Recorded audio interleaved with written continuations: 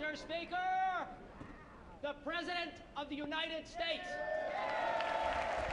Tens of millions of Americans spent their evening watching the U.S. president outline his priorities.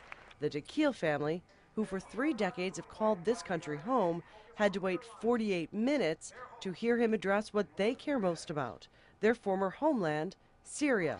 And this was all he had to say.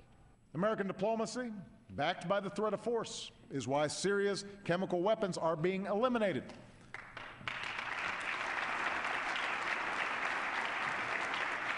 And we will continue to work with the international community to usher in the future the Syrian people deserve, a future free of dictatorship, terror.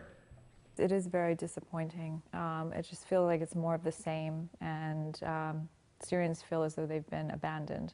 But the most important foreign policy issue for the U.S. president was clearly Iran. If John F. Kennedy and Ronald Reagan could negotiate with the Soviet Union, then surely a strong and confident America can negotiate with less powerful adversaries today. And he warned the Congress not to impose additional sanctions on Iran while he tries to negotiate a long-term deal over its nuclear program. But it was a threat one of the sponsors of the bill seemed to brush off. We don't believe there will be new sanctions while Iran is in compliance, and our legislation would provide for that. Meaning, despite the applause, the president is likely in for a big fight with even his own political party over Iran.